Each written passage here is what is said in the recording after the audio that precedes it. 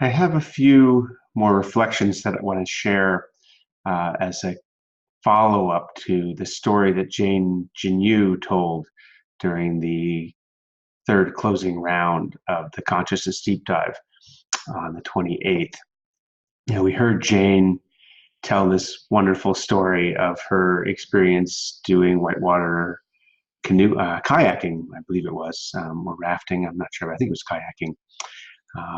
And I connected that up to the way that my friend and colleague Mark Dubois would always talk about how important it was to keep your eye on the through line in the most difficult of rapids.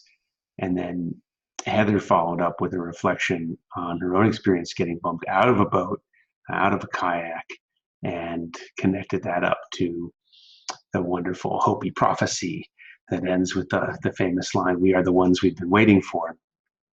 And that was the end of our little recording there. But actually, I want to just pick up where we left off, or build on all of that, because I actually have a Mark Dubois story related to the Hopi prophecy that really kind of fits into all of this neatly, and I'll share that in a few minutes. I also want to clarify a couple, one thing from what we said there about the rapids. And there's some other Mark Dubois stories too. So I thought I'd just record this little video to send to Mark as an appreciation of him and all that he stands for. And also maybe, like, I think that the kinds of connections that these stories involve, both the ability to take one story and link and weave to another, but then the way that a single human being can embody all this, or a set of human beings that are connected in different ways can embody these stories, does say something to me about, what I like to call sort of the density of the weave of the mycelial mat that undergirds this collection of movements for systemic transformation that that I consider myself to work for, and that the consciousness conversation we've been having is really, in some ways looking to get to the heart of. So to know that this dense weave of connections is there, to me, presents in some ways sort of, a kind of theory of change, a metaphor, just like the kayaking is a metaphor in the serious rapids, the way that fungi operate below the surface of the forest floor as this connecting network that moves resources and information and ties the trees to one another and other plants. And I could go on about that metaphor. Anyway, I think that's sort of part of why I'm so delighted by these stories. Also, I just love synchronicity, and I like telling stories. So I've gotten to do a fair amount of that in this deep dive, and I thought I would do just a little bit more as I sit here in the woods in a place of enormous privilege and abundance. Woods that, because of all the rain we've been having here in Massachusetts, are going to be full of mushrooms in short order that I'll be out collecting with family and friends. I'll start with just a little gratitude and acknowledgement of that. All right, so the clarification. I had to look this up. Rapids, the highest is, oh, now I have to check again. Hold on. Yeah, okay. So the highest classification is class 6, and as Mark would explain it to me, basically you can't pass through a class 6 rapids. It's like, Niagara Falls. Maybe you survive if you're lucky, but it's not like there's a through line that takes you through a route that you could discover and navigate. So class 5, this is the one he uses as a metaphor for the times that we live in today, much like Jane was, describing that, the way that she sees it too.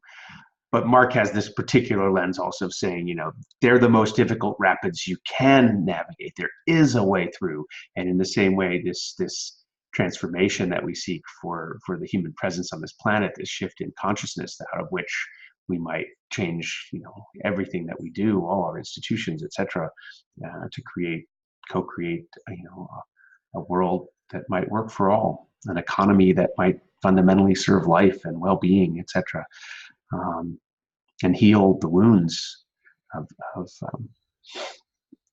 of the past, of genocide, oppression, racism, theft of land, all these things that undergird the systems we have now and are part of what got us to this place, and which we need to heal and repair in order to move on.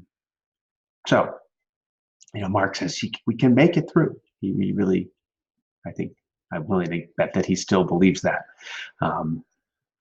but only if we keep our focus on the through line. If you look to the sides, if you look at the danger, if you look at the rocks, you're immediately drawn to that, you're out of your line, and you're out of your boat. It's a little different take than Jane had, perhaps, on, why it's important to look ahead and many levels ahead, but I think closely connected. And Mark ties this to his perspective on the importance of unity and of not othering and of having not just compassion, but I think seeing that everyone and everything can play a part and perhaps needs to in all this, including, for example, the giant corporations that are so commonly framed as the enemy of all that we hope to achieve. From Mark's perspective, they need to be allies, and they can be allies, even a company like Exxon. But if we treat them as enemies, if we think of them as we're looking over there at the rocks and we're in resistance to that, we're off the through line. We're out of the boat. So I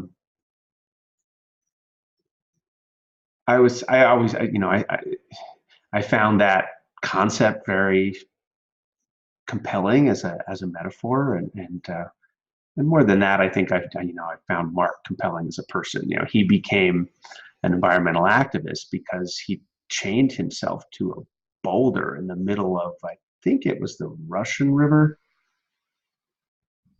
A river was going to be dammed to create a reservoir and electric power, probably back in the 60s or 70s. And Mark was, he loved that river as a rafter, as a guide, as a kayaker. It was one of his favorites, gorgeous place. And so in order to stop it, as an act of civil disobedience, he chained himself to the rock. And he would have been drowned if it was a section of the canyon that would be flooded if they put the dam in. But they came and they hacked away the chain and dragged him out of there and built the dam. So he lost the battle, but he became, from that moment on, kind of a celebrity to some extent, and that led to him teaming up with the people that created Earth Day. I think that was Dennis Hayes and others, along with the senator whose name escapes me at the moment. But he was part of the first Earth Day celebration, and also looks to that as an example of how amazing capacities for self-organizing globally can emerge quite suddenly and powerfully. Anyway, so that's a little more about Mark and the river. I'm going to get to the connection with the Hopi prophecy in another minute, but I want to name a couple more things along the way that happened that bring him up to this moment. The deep dive is part of the work of a group called the Conference Weaving Collective that's had different numbers of people in it and out of it, and I can't even tell you exactly how many people consider themselves part of the collective in this moment, but certainly the fact that this collective came into being last summer 2018 was essential to our being able to partner with Climate Change and Consciousness and other conferences in order to produce this Now What engagement, and then to be in a place to have this consciousness deep dive. Well, the first conference that we were looking at to partner with as a collective was the Bioneers Conference.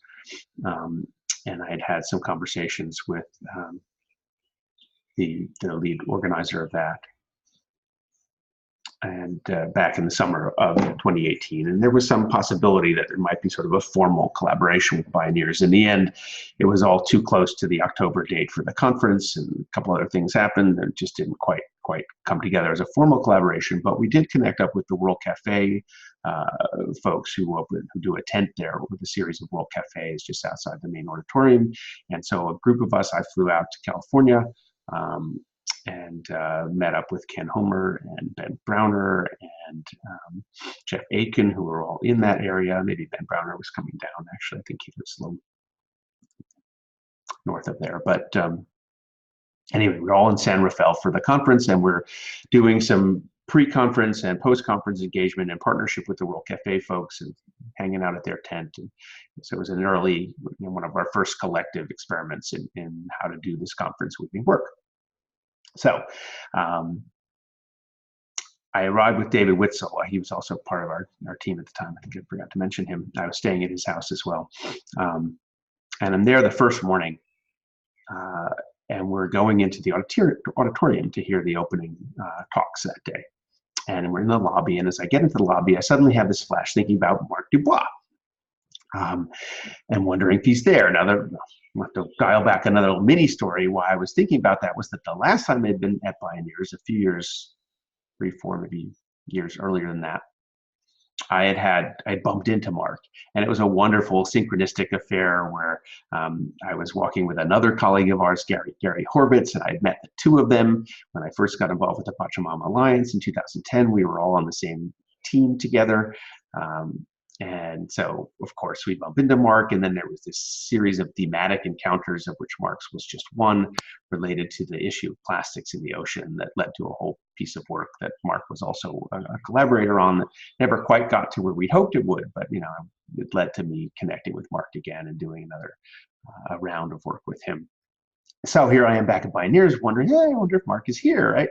I send him a text, and then David and I proceed into the main auditorium, move to sort of 2/3 of the way back from the stage. So we're kind of in this open area with about 30 empty seats to our left and another 30 to our right, and most of the people sitting in front of us, including a couple right in front. But anyway, we're sort of in this position in the middle of a very big auditorium. And one of the first speakers was Nina Simons, who co-founded Bioneers with her husband, Kenny Oswald. And Nina, to keep the synchronistic flow going, or I'm sort of like just getting into the Bioneers synchronicity again. It's like, oh yeah, I know how this works. I remember it from last time, and here it is starting again because Nina is talking about trees. And I'm in the middle of reading a book, which my conference weaving colleague David Witzel, sitting right next to me, had recommended to me a week or two earlier, The Overstory by Richard Powers, all about trees as a metaphor and as a direct subject. And I'm loving the book. I was up till 3 o'clock the night before, reading it because I couldn't put it down. And here's Nina talking about trees, and isn't that cool? And I'm in the Bioneers groove. And I look over to my left, and just starting to walk down the row 100 feet or so away is Mark Dubois walking right towards us, and you can't miss him because he's 6'6" or something like that. And walks right up to me, gives me one of his wonderful big hugs where my belly button, or my nose is about even with his belly button. And Mark, so great to see you. You got my text? What text? No, I didn't get a text. I'm coming over here because you're sitting right behind my wife. Who is Claire now Dubois, which means of the woods. And Claire is one of the founders of the Tree Sisters initiative. So we got it all sort of synchronistically showing up in this one little wonderful moment. And that was the last time I saw Mark, back in October of 2018. Got another story before I get to the Hope We Prophecy too, because he just keeps showing up. I mean, he was at Climate Change and Consciousness, right, which I didn't know. Although I'm not surprised, because as I mentioned, he was at other Findhorn conferences before, the one that was kind of the predecessor to CCC 19, the New Story Summit. Anyway, I was watching one of the live streaming, part of the live streaming of Climate Change and Consciousness back in April, and we had this little chat thing that a bunch of us were on as well. And I said, hey, when this section is over, there's going to be a break. Would anyone like to hop on Zoom and have a little conversation? And so I got on Zoom, and Shulamith Strauss who was also on that call with Jane Genu last Friday, and has been a lovely participant and co-convener of the Consciousness Deep Dive. She joined us, and so did Craig Patterson, who also participated in a lot of the Now What conversations that took place in May, in the first half of this 2-month-long engagement where the deep dive is sort of the June activity. So Craig, I got to know, talking to Craig a little bit, and he says something about being a whitewater enthusiast, and like, oh, you wouldn't, I know somebody who's like that. You wouldn't happen to know Mark Dubois, would you? Oh, Mark, yes, of course, we were good buddies. He proceeds to tell me a whole crazy story about a time that Mark fractured his spine and had to be airlifted out of a canyon. And I think it might have been at that moment that I learned that Mark was at the Climate Change and Consciousness conference with Claire as well. So anyway, he just continues to weave his way into all these different things that are going on. Craig also, interestingly, is very big on forestry. The sustainable and regenerative forestry is his passion. So the tree angles coming back in the story, I'm noticing now too. Perhaps Craig will find some support for his forestry-related work coming out of some of the weaving that we're doing here. That's one of my wishes for him. And his presence also helped inspire the forestry-related session edition of the deep dive that took place. It was a very rich conversation, even though he wasn't a part of it. Anyway, I think I'm ready now to move to the Hopi prophecy. All right, so as Heather mentioned, right, she's reminded by Jane's story of the Hopi prophecy, where there's a description of being in a rushing river and keeping your head above water and looking around, seeing who's there. Well, when I first read that, it was in the beginning of one of Meg Wheatley's books, maybe So Far From Home, which influenced both Heather and I a great deal. And if you look up my Newtown stories, another one of the videos in the deep dive, you can hear a bit more about that. But in any case, I'm seeing this, and I think Meg has written it. I don't realize what it is. And I'm so excited, like, this is this new wonderful thing. Look at this metaphor about rivers. I got to tell Mark about it, right? It was kind of late at night, but what the hell? I call Mark up, say, hey, do you have a minute? I got to read this thing to you. And he says, okay, sure. And so I read him the Hopi prophecy, and he's so sweet, he lets me finish. And isn't that great? It's like, yeah, of course it's great, Ben. That thing's famous. I know. It's like 10 years old. That's the Hopi prophecy. And I had no idea. And of course, he had read it and was very familiar with it. And in any case, I think I'm going to conclude this by reading that in full. It's not long. And then also I want to play 2 songs that have kind of become anthems for the deep dive. And they, water is a theme in one of them, and the other is just, I think in some ways it embodies Mark's call to all of us to lead in love in the great turning. So there's songs by the wonderful duo Mamuse. I think they play with other musicians as well, but and in fact they partner in For Her Speak, the first of the 2 songs, with Lila June, who was honored at the last Pioneers that I was just at, by the way, and that was my first, I think, exposure to her powerful presence. So she has a wonderful spoken interlude in the middle of that first song. And in the second song, they're partnering with the Thrive Choir from Oakland. And I can connect that up to Mark too, because the Thrive community in Oakland was started in part by the lovely young man who created Generation Waking Up, which is kind of the youth partner analog to the Awakening the Dreamer Symposium that the Pachamama Alliance, which created the 4 Years Ago campaign, which is how I met Mark, had done. So the Awakening the Dreamer Symposium is this wonderful kind of a workshop that you can do in a half a day or so. And Generation Waking Up, Joshua Gorman created as sort of a sister initiative to that for younger people. And now he's more focused on community work in Oakland. So one of the things that they do at the Thrive community, they have a choir, fabulous choir, the Thrive Choir, which also performs regularly at Pioneers. And I did first see them at Pioneers. They are playing or singing with Ma Muse in the second piece, We Shall Be Known. So the Hopi prophecy, for her speak, and we shall be known, by Ma Muse.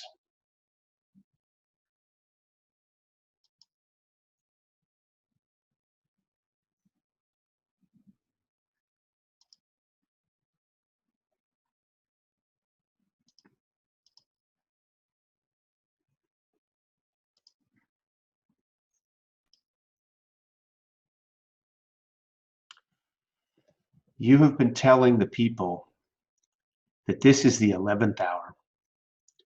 Now you must go back and tell the people that this is the hour, and there are things to be considered.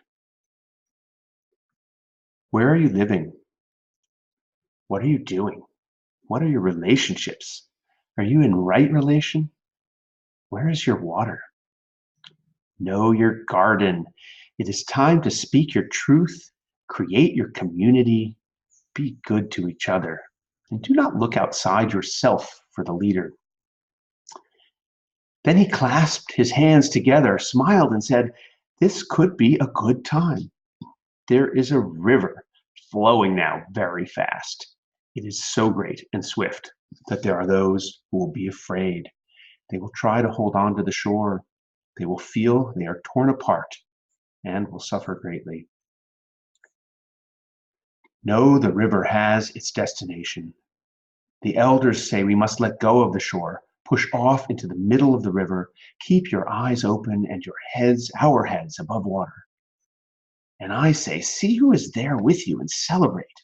At this time in history, we're to take nothing personally, least of all ourselves, for the moment that we do, our spiritual growth and journey comes to a halt. The time for the lone wolf is over. Gather yourselves. Banish the word struggle from your attitude and your vocabulary. All that we do now must be done in a sacred manner and in celebration.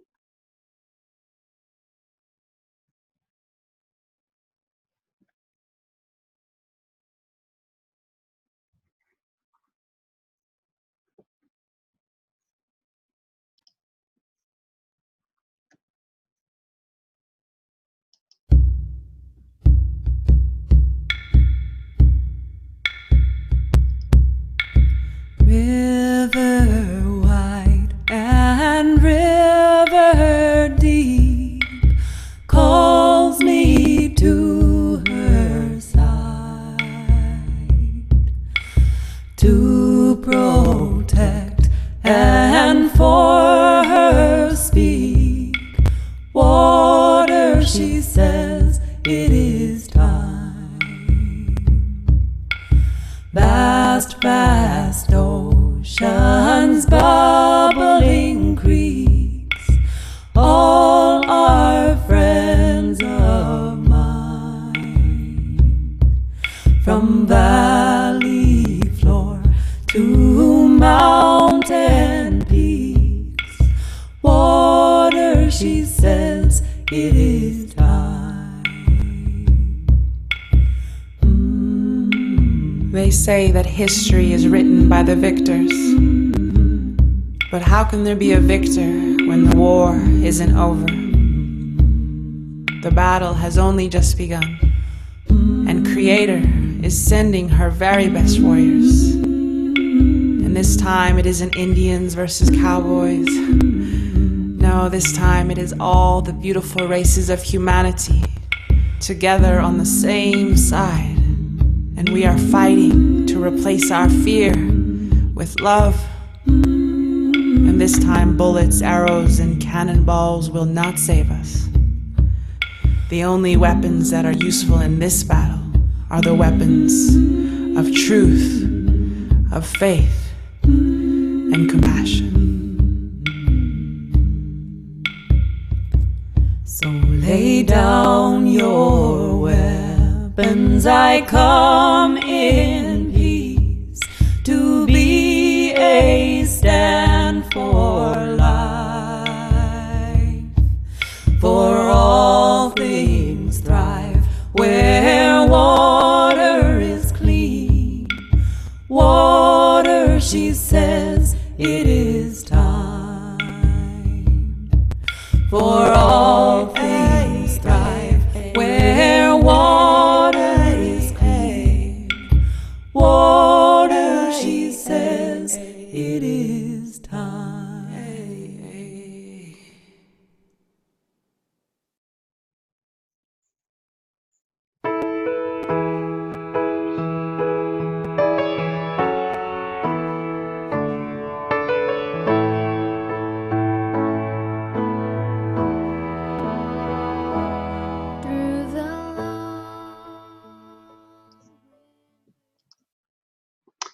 Oops, wrong song.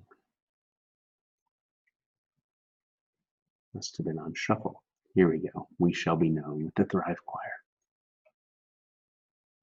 That, by the way, was My Beautiful Town, which is the song that figured prominently in the Newtown story that you can also hear about, that Heather and I, that Heather had a role in. And I think I played that tune at the end of that one.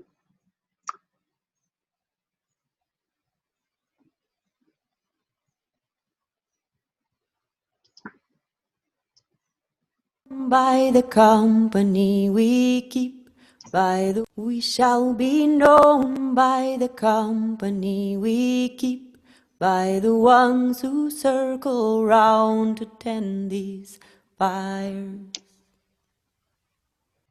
We shall be known by the ones who sow and reap the seeds of change alive from deep within the earth.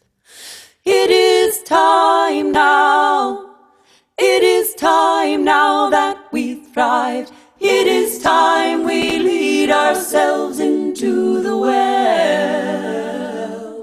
It is time now, and what a time to be alive. In this great turning we shall learn to lead in love. In this great turning we shall learn to lead in love.